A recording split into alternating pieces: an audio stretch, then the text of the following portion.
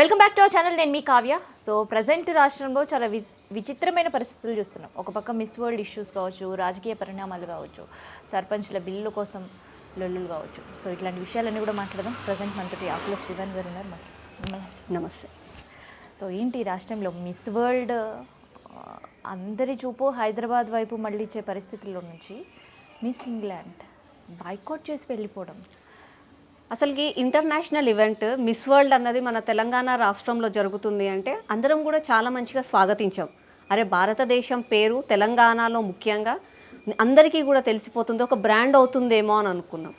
కానీ all of a sudden miss England వాళ్ళ దేశంకి వెళ్ళిన తర్వాత నన్ను ఇక్కడ సరిగ్గా ట్రీట్ చేయలేదు అని తను చెప్పడము, వాటికి ముఖ్యంగా నేను ఏమంటున్నానంటే రేవంత్ రెడ్డి గారు బయటికి రావాలి. రేవంత్ రెడ్డి గారితో పాటుగా మిస్ వరల్డ్ని ఆర్గనైజ్ చేసిన వాళ్ళందరూ కూడా బయటికి వచ్చి నిజమేంది అన్నది తెలంగాణ ప్రజలకు ముఖ్యంగా చెప్పాలి. అసలుకి తను భారతదేశంకి నేను వెళ్తే నాకు ఇలా జరిగింది అని చెప్పింది. అక్కడ పోయింది మన భారతదేశంలో ఉన్న ప్రతి ఒక్కరి పేరు. తను అనింది ఒక తెలంగాణలో ముఖ్యమంత్రి రేవంత్ రెడ్డి అనో లేకపోతే కాంగ్రెస్ పార్టీ అనో కాకుండా మొత్తం భారతదేశం అనింది. అసలు నిజంగా కూడా తప్పెక్కడ జరిగింది? ఆమె ఇక్కడ ఉన్నప్పుడు ఆమె అలా ఎందుకు అనుకుంది, ఆమెకు అలా ఎందుకు అనిపించింది, తప్పెవరు చేశారు అన్నది నిజంగా కూడా బయటికి తెలియాలి. ఇది ఎవరికో ఇంగ్లాండ్ వాళ్ళకో చెప్పడానికి కాదు, లేకపోతే తను బాధపడింది కాబట్టి చేయడం అని కాదు. కానీ నిజంగా మన మీద పడ్డ మచ్చని తుడిచేయాలి అని అంటే ముఖ్యమంత్రి రేవంత్ రెడ్డి గారు దీనిపైన నిజంగా కూడా చర్య తీసుకోవాలి. తప్పెక్కడ జరిగిందో చూసుకోవాలి. అది జరగకుండా ఉంటే ఇంకా బాగుండేదని నేను అనుకుంటున్నాను. ఒక మహిళగా తన మాట అనింది అని అంటే నిజంగా కూడా సిగ్గుచేటు. ప్రతి ఒక్కరం కూడా ఆలోచించదగాల్సిన విషయం. కాబట్టి తప్పెక్కడ జరిగిందో మనం చూడాలి. ఒక భారతీయ పౌరురాలుగా అక్కడ ఏమి తప్పు జరగలేదు అని నా మనసులో అనిపిస్తుంది. నేను అలాగే అనుకుంటున్నాను. ఎందుకంటే భారతదేశంలో మహిళలకు ఎంత గౌరవం ఇచ్చారు, ఎంత గౌరవం ఇస్తారో అన్నది మన సంస్కృతిలోనే ఉంది, మన సంస్కారంలోనే ఉంది. మనం అలాంటి తప్పులు చేయము అని చెప్పి నేను ఒక భారతీయురాలుగా ఆలోచిస్తున్నాను. కానీ ఒక తెలంగాణ బిడ్డగా ఒక పార్టీని రిప్రజెంట్ చేస్తూ నిజంగా కూడా తప్పులు ఏమన్నా జరిగాయా కాంగ్రెస్ పార్టీ వాళ్ళు మాట్లాడాలి. ఏదో జరిగిపోతేనేమో గొప్పలు చెప్పుకునే వాళ్ళు తప్పు జరిగినప్పుడు కూడా బాధ్యత తీసుకొని ముందుకొచ్చి తప్పు ఎందుకు జరిగింది అన్నది ప్రతి ఒక్క తెలంగాణ బిడ్డకు వివరించి చెప్పాలి. డన్. అయితే ఇక్కడ జరిగింది మిస్ స్టేట్ లేదంటే మిస్ హైదరాబాద్ పోటీలో కాదు, మిస్ వరల్డ్. సో చాలా protocol, more over security. So అట్లాంటి పరిస్థితిలో వాళ్ళు ఒక 130 మంది మిస్ వరల్డ్స్ ప్రోగ్రామ్ ఉంటే దాదాపు 500 మెంబర్స్ ఆఫ్ గెస్ట్. సో ఏం జరుగుతుంది అనేది ప్రతి చోట ఒక question. Falaknuma palace, table sharing, ఏంటి ఇవన్నీ? అంటే జనరల్గా కూడా ఏదైనా మిస్ వరల్డ్ కాంపిటీషన్స్ ఇట్లాంటి బ్యూటీ పేజెంట్స్ కాంపిటీషన్స్ చేసినప్పుడు వాళ్ళకు ఒక ప్రోటోకాల్, ఒక ఎజెండా ప్రకారంగా చేస్తూ ఉంటారు. వాళ్ళు పొద్దున్న నుంచి సాయంత్రం వరకు కొన్ని ప్రోగ్రామ్స్ హోస్ట్ చేస్తూ ఉంటారు. కొంతమంది ఆర్గనైజర్స్ని మీట్ అవుతుంటారు, చారిటీ ప్రోగ్రామ్స్ చేస్తూ ఉంటారు, స్కూల్స్, కాలేజెస్, స్పోర్ట్స్ ఈవెంట్స్ ఇవన్నీ చేస్తూ, అంటే బ్యూటీ విత్ బ్రెయిన్స్ అన్నట్టు వాళ్ళు ప్రూవ్ చేయాలి. కాబట్టి వాళ్ళు అన్ని రంగాలలో కూడా వెళ్ళి వాటి గురించి మన ట్రెడిషన్ని, మన కల్చర్ని అన్నిటినీ ప్రమోట్ చేస్తూ ఉంటారు. అందులో భాగంగానే ఇది కూడా ఒకటి. కానీ అందులో నిజంగా కూడా తప్పెక్కడ జరిగింది? ఆ లోపం ఎవరిది? ఆర్గనైజర్సా, లేకపోతే కాంగ్రెస్లో ఉన్న కొంతమంది నాయకులు అత్యుత్యాసంతో అక్కడికి వెళ్ళంగానే మళ్ళీ ఏమన్నా వాళ్ళు చేశారా? బయట ఉన్న మనకి తెలీదు, లోపల ఉన్న వాళ్ళే బయటికి వచ్చి నిజాలు చెప్పాలి. ఇది నిజంగా కూడా ఏదో రేవంత్ రెడ్డిని అన్నారు, కాంగ్రెస్ని అనలేదు. ఆమె ఎవరిని అనలేదు, కాంగ్రెస్ని అనలేదు, రేవంత్ రెడ్డిని అనలేదు. ఆమె మన భారతదేశాన్ని అడిగింది. కాబట్టి నిజంగా కూడా వాళ్ళు బయటికి వచ్చి చెప్పాలి. ఒకవేళ కాంగ్రెస్నో ఈ రేవంత్ రెడ్డినో ఉంటే మనం పట్టించుకోకపోయేవాళ్ళం. కానీ ఆమె భారతదేశం నన్నింది కాబట్టి వాళ్ళు బయటికి వచ్చి సమాధానం చెప్పాలి, క్లారిటీ కూడా ఇవ్వాలి. డన్. సో ప్రజెంట్ రాజకీయాలు ఎట్లా ఉన్నాయి మీకు కూడా తెలుసు. అసలు చెప్పాలంటే ఒక సంవత్సరం కాలం నుంచి ఎప్పుడైతే కాంగ్రెస్ పార్టీ అధికారంలోకి వచ్చిందో నిజంగా కూడా పాలన అనేది జరగట్లేదు. అదేదో నేను బీజేపీగా ప్రతిపక్షంగా నేను మాట్లాడట్లేదు. నిజంగా కూడా పాలన మొత్తం కూడా కుంటి పడిపోయింది. ఎక్కడ కూడా పనులు జరగట్లేదు. ఏదో గొప్ప మాటలు మాట్లాడి నేను దావోస్కి పోతే నన్ను అన్ని కోట్ల రూపాయలు నేను ఇన్వెస్ట్మెంట్ తెచ్చాను, నిన్నో మొన్న మిస్ వరల్డ్ చేస్తే నాకు ఇన్వెస్ట్మెంట్స్ వస్తున్నాయి, నన్ను తెలంగాణ షాన్ని పెద్దగా చేస్తున్నాను, నేను గొప్పగా చేస్తున్నాను, నేను ఉద్యోగాలు ఇస్తున్నాను అని మాట్లాడుతున్నారు. కానీ ఈరోజు రేవంత్ రెడ్డి గారు కూర్చున్న ముఖ్యమంత్రి కుర్చీలో కూర్చోవడానికి కారణమైన 6 గ్యారంటీలలో ఒక్క గ్యారంటీ కూడా ఇప్పటివరకు పూర్తి చేయలేదు. అంటే నిజంగా కూడా పాలన జరుగుతుందా? వాళ్ళల్లో కుమ్ముగులాటలు. ఎక్కడ రేవంత్ రెడ్డి గారిని తీసేస్తారు, మళ్ళీ ఎవరో ముఖ్యమంత్రి అవుతారు, లేకపోతే ఇక్కడున్న కమిషన్లు తీసుకుపోయి రాహుల్ గాంధీకి మూటలు అందించాలి, ఈ క్లారిటీనే కానీ వాళ్ళకి నిజంగా కూడా హామీలు ప్రజలకు ఇచ్చాము, అమాయక ప్రజలు మేము ఇచ్చిన హామీలు ఎప్పుడు నెరవేరుతాయా అని వేచి చూస్తున్నారు అని చెప్పి వాటి గురించి లేదు. మళ్ళీ ఇదే ముఖ్యమంత్రి గారు ఏం చెప్తారు, బహిరంగ సభలో చెప్తారు, నేను వెళ్ళి ఎక్కడికైనా డబ్బులు అడగాలి అని అనుకుంటే నాకు డబ్బులు ఇవ్వట్లేదు, వరల్డ్ బ్యాంకు వాళ్ళు నన్ను ఎవరు రానివ్వట్లేదు, నేనేదో బిచ్చవాళ్ళని చూసినట్టు చూస్తున్నారు, కనీసం మన తెలంగాణ మీద ఇంత కూడా గౌరవం లేదు వాళ్ళకి అన్నట్టుగా అతనే మాట్లాడుతున్నాడు. అతనే మాట్లాడి మన తెలంగాణ బ్రాండ్ని తక్కువ చేస్తుంది ఒక దిక్కు అతనే. మళ్ళీ ఏమన్నా అంటే నేను ఉద్యోగాలు ఇచ్చాను, నేను తెలంగాణని చాలా గొప్పగా చేస్తున్నాను, ప్రజాపాలన చేస్తున్నాను అని చెప్పి మళ్ళీ ఒక దిక్కు వాళ్ళే మాట్లాడతారు. టు బి వెరీ ఫ్రాంక్, సంవత్సర కాలంలో మన తెలంగాణ ప్రజలు చూస్తున్నది ఒక కన్ఫ్యూజన్ గవర్నమెంట్ని, ప్రజాపాలననైతే కాదు. డన్. బీజేపీ బీఆర్ఎస్, సో బీజేపీలోకి బీఆర్ఎస్ విలీనం. అసలు బీజేపీకి బీఆర్ఎస్కి విలీనం కావాల్సిన అవసరం ఏముందండి? మాజీ ముఖ్యమంత్రి భూస్థాపితమైపోయిన బీఆర్ఎస్ ఈ రోజు ఎక్కడుందో వాళ్ళకే తెలియదు. కుటుంబంలో కలహాలు, కేసీఆర్ ఎక్కడున్నాడో తెలియదు, కేటీఆర్ ఎక్కడున్నాడో తెలియదు, కవితారావు ఇవాళ రే పార్టీలో ఉంటుందా పోతుందా ఆమెకే తెలియదు. క్లారిటీ లేని కుటుంబ పాలన చేస్తున్న బీఆర్ఎస్ ప్రభుత్వం, బీఆర్ఎస్ పార్టీలోకి మా బీజేపీకి వెళ్ళాల్సిన అవసరం ఏముంది? ఇప్పుడు ఎన్నికలు పెడితే బీజేపీ అధికారంలోకి వచ్చే స్థితిలో మేము ఈ రోజు ఉన్నాం. అట్లాంటిది మాకు వేరే వాళ్ళ దగ్గరికి వెళ్ళాల్సిన అవసరం ఏముందండి? వాళ్ళే మీ దగ్గరకు వస్తున్నట్టు. ఒకవేళ వాళ్ళు మా దగ్గరకు వస్తే కూతురు కవితనే బహిరంగంగా ఈయన చెప్పే పరిస్థితి, మాజీ ముఖ్యమంత్రి కూతురు బీఆర్ఎస్ ని బీజేపీలో విలీనం చేసే కుట్ర జరుగుతుంది, నేను జైల్లో ఉన్నప్పటి నుంచి కూడా ఈ కుట్రలు కంటిన్యూ అవుతూనే ఉన్నాయి, దీన్ని ఎట్టి పరిస్థితుల్లో నేను ఒప్పుకోను అని మాజీ ముఖ్యమంత్రి కూతురే స్వయంగా బయటకు వచ్చి చెప్పడం ఏంటి అసలు? మాజీ ముఖ్యమంత్రి కూతురు మీరు అన్నారు, ఒకప్పుడు ఎంపీగా గెలిచిన ఆమె తర్వాత ఎంపీగా ఓడిపోయిన తర్వాత వాళ్ళ తండ్రి దగ్గరికి వెళ్ళి కూర్చొని బాధపడుతుంటే, సరే నా బిడ్డకి ఏదో ఒకటి ఇవ్వాలి, అటు ఇటు తిరగాలి, ప్రోటోకాల్ ఉండాలంటే ఆమెకి ఏదో ఒక పోస్ట్ ఇవ్వాలని చెప్పి ఎమ్మెల్సీ పోస్ట్ ఇచ్చారు. ఎమ్మెల్సీ పోస్ట్ ఎంపీగా ఉన్నప్పుడు, ఎమ్మెల్సీగా ఉన్నప్పుడు ప్రజల కోసం ఒక్క క్షణం కూడా ఆలోచించని కవిత ఈ రోజు వచ్చి బీజేపీ బీఆర్ఎస్ ఒకటి అంటే ఎవరు నమ్ముతారండి? అసలు నిజంగా కూడా ఆమె మాటలకు అసలు నమ్మకం ఉందా? లిక్కర్ స్కామ్ చేసి జైల్లో పోయి వచ్చిన మహిళ ఇప్పుడు తను వచ్చి మన పార్టీ గురించి వాళ్ళ సొంత తండ్రి గురించి మాట్లాడుతుంది అని అంటే ఎవరు నమ్ముతారు? ఒక బిడ్డగా ఉండి వాళ్ళ తండ్రికి కాకుండా పోయింది, ఒక కార్యకర్తగా ఉండి తన పార్టీకి కాకుండా పోయిన కవిత ఈ రోజు మన తెలంగాణ రాష్ట్ర ప్రజల కోసం మంచి కోసం మాట్లాడుతుందంటే ఎవరు మాట్లాడతారు, ఎవరు వింటారు? అసలు నిజంగా కూడా చెప్పాలంటే కవితకి క్లారిటీ లేదు. ఆ రోజు వైఎస్ షర్మిల చేసిన తప్పే ఈ రోజు కవిత చేస్తుంది. ఫస్ట్ తను ఒక బిడ్డ, పాపం తన తల్లి ఎన్నో పూజలు చేసి ఇంత వయస్సులో ఉన్నారు, కనీసం కుటుంబం అన్నా తను మంచిగా చూసుకోవాలి. అది కాకుండా తన సొంత స్వార్థం కోసం ఎక్కడ కేటీఆర్కి పగ్గాలు కట్టబెడతారో అని చెప్పి, కేటీఆర్కి పెట్టొద్దు అని చెప్పి తనకు సొంత పార్టీ పెట్టుకుంటున్నానని చెప్పి, మళ్ళీ లేకపోతే నేనేదో వాళ్ళు ఒకటి, నా తండ్రి ఏమో దేవుడు, నా తండ్రి చుట్టూ ఉన్న వాళ్ళు రాక్షసులు అని చెప్తుంది. మళ్ళీ రాక్షసులు ఎవరు ఆమెకు తెలియదా? ప్రజలను ఎందుకు అడుగుతుంది ఆమె సొంత పార్టీలో రాక్షసులు ఎవరు ఆమెకు తెలుసు కదా, ప్రజలకు చెప్పదు. మళ్ళా 10 సంవత్సరాల అధికారంలో ఉంది, 10 సంవత్సరాల అధికారంలో ఉన్నప్పుడు ఏ ఒక్క మహిళ గురించి మాట్లాడలే, ఏ ఒక్క బీసీ నాయకుడి గురించి మాట్లాడలే, ఎస్సీ గురించి మాట్లాడలే, ఎస్టీ గురించి మాట్లాడలే.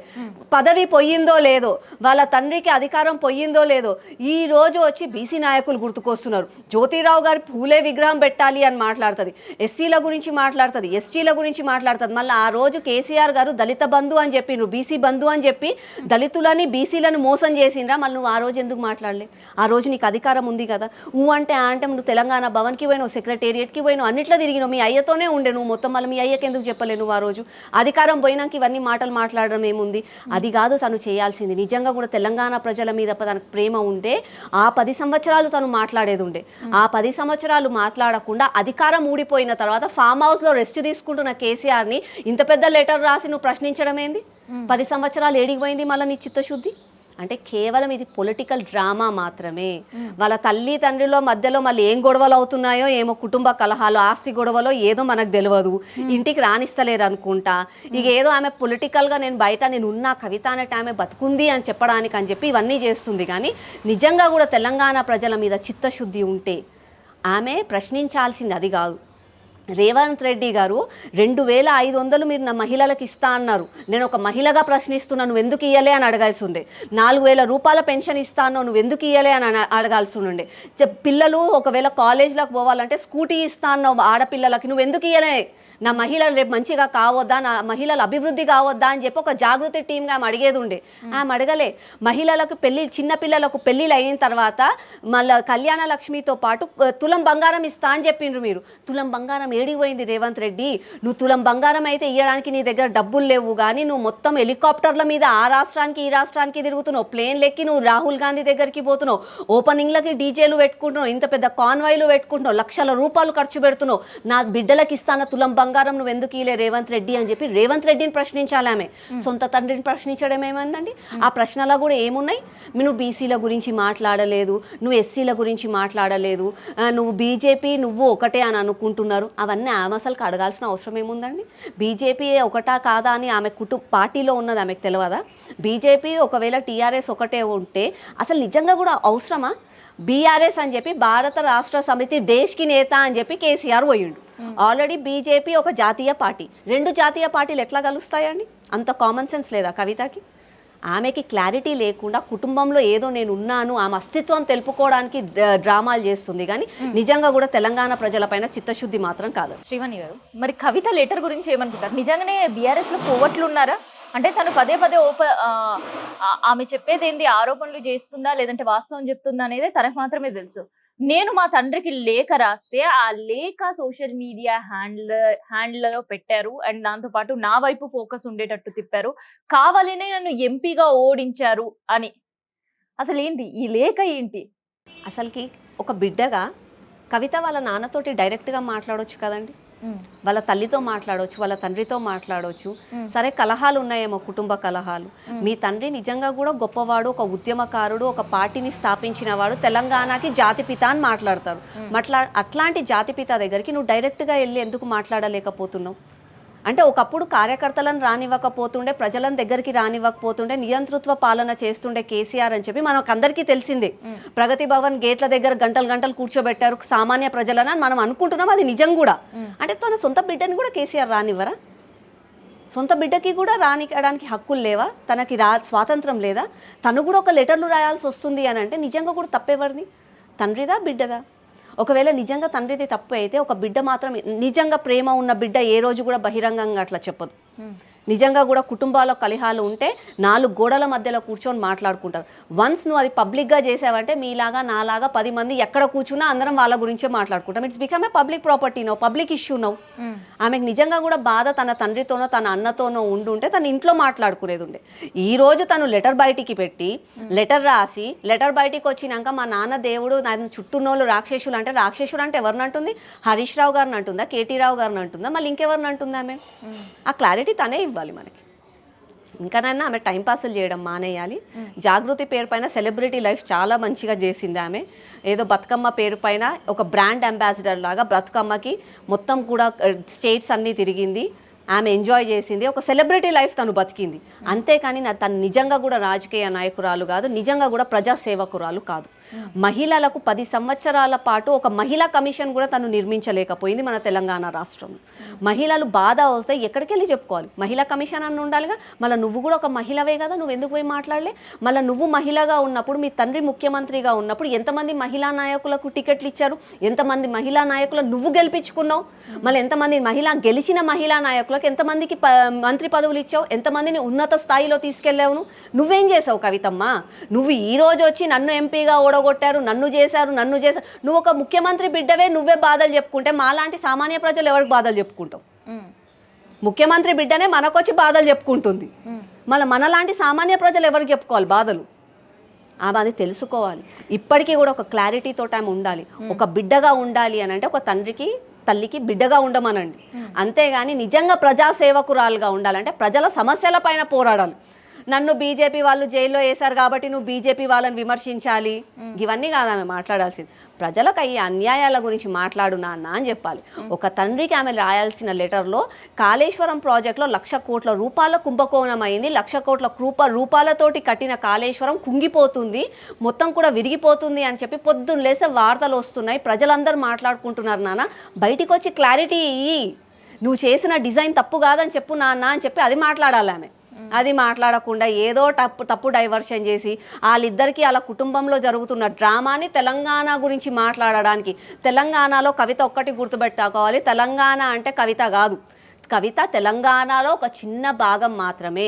ఆమె ఎట్లా ఫీల్ అయిపోతారంటే ఇక తెలంగాణ అంటే కవిత, ఇక కవితని ఏమన్నా అంటే తెలంగాణ మహిళలను అన్నట్టే అని ఫీల్ అవుతారు. అంత సీన్ లేదని చెప్పి ఆమె గుర్తు చేసుకోవాలి. అసలు ఏంది నిజంగానే బీఆర్ఎస్లో కోట్లు ఉన్నారనిపిస్తుందా? అంటే కవిత మాటల్లో కావచ్చు, కేటీఆర్ మాటల్లో కావచ్చు, నిజంగానే కోవట్లు ఉన్నారు. నేను మా నాన్నకి చాలా సీక్రెట్గా రాసిన లెటర్ కూడా ఇవాళ బహిర్గతం అయ్యింది అంటే అసలు ఏంటి? అసలు ఆమె అంత సీక్రెట్గా లెటర్ రాయాల్సిన అవసరం ఏముంది? నేను ఒక బిడ్డగా అడుగుతున్నా, తండ్రికి నువ్వు సీక్రెట్గా లెటర్ రాయాల్సిన అవసరం ఏముంది? ఎప్పట్లో బుక్కులలో చదివేవాళ్ళం, జవహర్లాల్ నెహ్రూ గారికి ఇందిరాగాంధీ లెటర్లు రాసింది అని చెప్పి.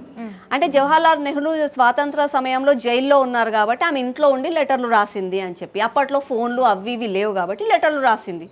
అదొకటి వినడానికన్నా కొంచెము అందంగా అనిపిస్తుంది. మళ్ళీ ఈమె ఇక్కడే ఉంది, ఈయన ఫామ్ హౌస్లో ఉంటాడు, ఈమె ఈడ బంజారా హిల్స్లోనే ఉంటుంది, మళ్ళీ ఆమె లెటర్లు రాయడం ఏంది? ఫోన్లు ఉన్నాయి, ఇవాళ రేపు జూమ్ లింకులు ఉన్నాయి, ఎన్ని ఆపర్చునిటీస్ ఉన్నాయి. అమెరికాలో ఉన్న వాళ్ళతోనే పొద్దున్న లేసి సాయంత్రం లేసి మాట్లాడుతున్నారు. అట్లాంటిది ఈమె లెటర్ ఎందుకు రాసిందో మనకే అర్థం కాదు. అట్లా క్లారిటీ ఆమెనే చెప్పాలి, నిజంగా కూడా క్లారిటీ ఆమెనే చెప్పాలి. ఇప్పుడు ఎండ్ ఆఫ్ ద డే అసలు కవిత గురించి ఊసే లేదు. ఒక పక్క మొన్న చూసాం కేసీఆర్ దేవుడు చుట్టూ ఉన్నారు దయ్యాలు అని, ఆ తర్వాత ఒక పెద్ద కాంట్రవర్సీ, ఆ తర్వాత దానికి కౌంటర్గా కేటీఆర్ ప్రెస్ మీట్, మళ్ళీ తర్వాత ఇవాళ మార్నింగ్ ఇది ఇంకొక చిట్ చాట్. మీరు ఒకటి అబ్జర్వ్ చేశారా? రజతోత్సవం వైపు అడుగులు వేస్తుంది అనుకోవచ్చా కవిత? రజతోత్సవం అని చెప్పి ఒక కార్యక్రమం చేశారు. అసలు రజతోత్సవం దేనికి? టీఆర్ఎస్ కా బీఆర్ఎస్ కా? వాళ్ళకి క్లారిటీ లేదు. రెండు పార్టీలు వచ్చిన తర్వాత 25 సంవత్సరాలు రెండిటికి కాలేదు, కానీ రజతోత్సవం సంబరాలు చేసుకున్నారు. ఆ రోజు మీరు అబ్జర్వ్ చేశారో లేదో, మేము చూసాం. మేము క్యాజువల్గా ఇంట్లో కూర్చొని వ్యూ చేస్తున్నప్పుడు, టీవీ చూస్తున్నప్పుడు వెనక ఫ్లెక్స్ అబ్జర్వ్ చేయండి మీరు, కేటీఆర్ కేసీఆర్ మాత్రమే ఉంటారు అందులో. మేము ఆ రోజే అనుకున్నాం, అంటే ఆ రోజు ఈయన పెద్ద ఆయన వచ్చిండు కదా, మళ్ళీ మీటింగ్లో ఇక నెక్స్ట్ నా తర్వాత నా వారసుడు అని అనౌన్స్ చేస్తాడా, ఎందుకు ఇన్ని కోట్లు పెట్టి చేస్తున్న దాంట్లో ఉట్టి కేటీఆర్ బొమ్మ వేసుకున్నారు వీళ్ళు అని ఒక వర్కింగ్ ప్రెసిడెంట్ ఒక లైటర్ నోట్లో మేము మాట్లాడుకున్నాం. మళ్ళీ అది నచ్చలేదేమో కవితక్కకి, ఒక బిడ్డగా తనకు నచ్చలేదేమో, ఇయ్యాలేదో పెద్ద మాటలు మాట్లాడుతుంది. ఆమె ఏమంటుంది, మా నాన్న ఉద్యమకారుడు, ఉద్యమం చేసినప్పుడు ఆ ఉద్యమంలో మేము కూడా ఉండాలని చెప్పి మేము వచ్చినాము, అంతా బుల్షిట్ క్రాప్ అండి. రియల్గా కూడా తెలంగాణ ప్రజలు వివేకులు, అందరికీ తెలుసు తెలంగాణ రేపో మాపో తెలంగాణ ఏర్పాటు అవుతుంది, మా నాన్న ముఖ్యమంత్రి అవుతున్నాడు, మా నాన్న ముఖ్యమంత్రి అయితే మినిస్టర్ పోస్టులో ఏవో మేము తీసుకోవచ్చు అని చెప్పి కేటీఆర్ కవిత వచ్చిండ్రు. వాళ్ళకి తెలంగాణ మీద ప్రేమ లేదు, వాళ్ళకి ఏదో ఉద్యమాలు చేయాలన్న ప్రేమ కూడా లేదు. ఒకవేళ వాళ్ళు ఉద్యమాలు చేసి తెలంగాణ మీద ప్రేమ ఉండుంటే నిజంగా కూడా 10 సంవత్సరాలు ఏమైనా చేసి చూయించేది ఉండే. వాళ్ళ పేరు, వాళ్ళ నాన్న పేరు చెప్పుకొని వాళ్ళు ఇవాళ ఉన్నారు.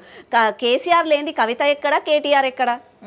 ఈ రోజు మళ్ళీ అదే కేసీఆర్ గురించి నాన్న నువ్వు సరిగ్గా మాట్లాడలేదని చెప్పి బిడ్డనే చెప్తుంది. క్లారిటీ అసలు మాకే అర్థం కావట్లేదు. ఒక తెలంగాణ బిడ్డగా నేనే అడుగుతున్నా, కేసీఆర్ నిజంగా కూడా ఒక ఉద్యమకారుడు, అవునన్నా కాదన్నా తెలంగాణ మూవ్మెంట్లో ఒక పార్టిసిపెంట్, ఒక కీలక పాత్ర పోషించారు. ఈ రోజు మన తెలంగాణ రాష్ట్రం ఉందంటే he's an whole and soul person, తనే కేసీఆర్ గారే. వేరే పార్టీ అయినా నేను ఒప్పుకుంటున్నా. అట్లాంటి కేసీఆర్కే ఎట్లా మాట్లాడాలో నేర్పిస్తుంది కవిత అని అంటే మళ్ళీ ఇక లోపం ఎక్కడుందో వాళ్ళ కుటుంబంలో వాళ్ళే తెలుసుకుంటే బాగుంటుంది. ఒక పక్క కేటీఆర్ వచ్చి కోవట్లు ఉన్నారు, ఇతర పార్టీలకు పనిచేస్తున్నారు అంటారు. ఇటు కవిత వచ్చి నా సీక్రెట్గా రాసిన లెటరే బయట పెట్టిర్రంటే నాకెంతవరకు సెక్యూరిటీ ఉంది, ఇక్కడ నిజంగానే పార్టీ కోవట్లు ఉన్నారు, ఎందుకు దానిపైన దృష్టి పెట్టట్లేదని. అసలు ఏంది ఒకరినొకరు కోవట్లు అంటే ఎవరిని అనుకుంటున్నారు? అదే అంతా కుటుంబ కలహాలండి. వాళ్ళకి ఆస్తి తగాదాలు ఉన్నాయో ఏదో ఉన్నది, ఒక ఇన్సెక్యూరిటీలో వాళ్ళ కుటుంబం ఉంది. నిజంగా కూడా ఒక తెలంగాణ బిడ్డగా కాకుండా ఒక మహిళగా నేను చెప్తున్నాను, కుటుంబంలో ఏదన్నా ఉంటే వాళ్ళంతల వాళ్ళు 4 గోడల మధ్యలో కూర్చొని సాల్వ్ చేసుకోవాలి. ఎందుకు చెప్తున్నానంటే ఒక మహిళగా తన తల్లి తన తండ్రి అవునన్నా కాదన్నా చాలా పూజలు చేశారు. ఒక కొడుకు ఒక బిడ్డ వాళ్ళకు ఉన్నప్పుడు కలిసి ఈ వయసులో కలిసి ఉండాలి కుటుంబం అనే వాళ్ళు ఆశిస్తారు. అట్లాంటి కుటుంబాన్ని ఈరోజు సొంత లాభాల కోసం విభజించి అందరి మధ్యలో ఏదో కామెడీగా మాట్లాడుకొని ఒక టాక్ ఆఫ్ ద టౌన్ లాగా, పాపం వాళ్ళ తల్లికి ఎంత బాధేస్తుందండి. సరే కేసీఆర్ గారు అంటే రాజకీయాలలో ఉన్నారు, ఆయనకు అలవాటు అయిపోయి ఉండొచ్చు, కేటీఆర్కి కవితకు అలవాటు అయిపోయి ఉండొచ్చు, కానీ వాళ్ళ తల్లికి ఎంత బాధపడుతుండొచ్చు ఈరోజు. అరే నా బిడ్డ ఒక దిక్కు, నా కొడుకు ఒక దిక్కు అని. మనం లైవ్ ఎగ్జాంపుల్ చూస్తున్నాం కదా, వైఎస్ రాజశేఖర్ రెడ్డి గారు మరణించిన తర్వాత జగన్ షర్మిల ఇద్దరు కలిసి ఒకేసారి చేశారు. చేసిన తర్వాత మళ్ళీ వాళ్ళకి ఆస్తి తగాదాలు ఏమైనాయో ఏమో తెలియదు. All of a sudden Sharmila వేరే పార్టీ పెట్టారు. వేరే పార్టీ పెట్టిన తర్వాత ఇప్పుడు వాళ్ళ అమ్మ ఎంత అయోమయంగా ఉందండి. ఏం మాట్లాడుతుంది? అటెళ్ళి సభలో వాళ్ళ కొడుకు గురించి మాట్లాడుతుందా? ఈ సభలోకి వెళ్ళి వాళ్ళ బిడ్డ గురించి మాట్లాడుతుందా ఆమె? అలా తల్లిని అయితే బాధ పెడుతున్నారు కదా. తల్లికే కాని వాళ్ళు, తండ్రికే కాని వాళ్ళు మన ప్రజలకు ఎవరవుతారండి? అట్లాంటి వాళ్ళని నిజంగా ఒక నాయకుల్లాగా మనం నమ్మాలా? రేపు కవిత ఒకవేళ పార్టీ పెడితే నీ తండ్రికి నీ తల్లికే నువ్వు సరిగ్గా గౌరవం ఇవ్వలేదమ్మా, నీ తల్లికి తండ్రికి నీ అన్ననే నువ్వు సరిగ్గా చూసుకోలేదు, వాళ్ళతోనే నువ్వు విభజించుకున్నావు నీ సొంత అజెండా కోసం, అట్లాంటిది నువ్వు తెలంగాణ ప్రజలకు ఏం న్యాయం చేస్తావు? అడగాలా లేదా? తప్పకుండా అడగాలి మనం. అట్లాంటి నాయకులు నిజంగా మన తెలంగాణకు అవసరమా? ఇప్పుడు కవిత మొత్తానికైతే పార్టీల నుంచి బయటికి వెళ్ళబోతుంది అని ఒక ఇండికేషన్ చాలా క్లియర్గా స్క్రీన్ కనిపిస్తుంది. మరి కవిత అడుగు బీజేపీ వైపా, కాంగ్రెస్ వైపా? ఒకవేళ తను బీజేపీకి రావాలి అని అనుకుంటే మేము స్వాగతిస్తాం. ఒక కార్యకర్తగా వచ్చి తను ఒక పార్టీలో ఉంటూ పార్టీ ఎజెండా ప్రకారంగా పార్టీలో ఉన్న నియమాలన్నీ పాటించుకుంటూ ప్రజల కోసం సేవ చేయాలి అన్న ఒక చిత్తశుద్ధితో తను మా బీజేపీ పార్టీలోకి వస్తే మేము స్వాగతిస్తాం. అంతేగాని సొంత ఎజెండాల కోసం పోవాలి అని అనుకుంటే ఏ పార్టీలోకి పోయినా తనకి నష్టమే జరుగుతుంది. ప్రజాసేవ చేయాలి అని అనుకుంటే రావచ్చు. అధికారంలో ఉన్నప్పుడే చేయని ప్రజాసేవ అధికారం లేకపోతే ఏం చేస్తుంది ఆమె? మా పార్టీలో అధికారం ఉన్నా లేకున్నా ప్రజాసేవ చేయడమే మా party agenda. Nation first, party next అని చెప్పి మేము మాట్లాడతాం. అట్లాంటిది ఫ్యామిలీ ఫస్ట్, తనే ఫస్ట్ అని చెప్పి ఆలోచించుకునే కవిత ఐడియాలజీ మా ఐడియాలజీ సేమ్ ఎలా అవుతుంది? అయినా సరే నా ఐడియాలజీని నేను చేంజ్ చేసుకుంటాను, నా ప్రజల కోసం నేను పోరాడతాను అని అనుకుంటే మేము స్వాగతిస్తాం. డన్. సో ఇది స్పెషల్ ఇంటర్వ్యూ.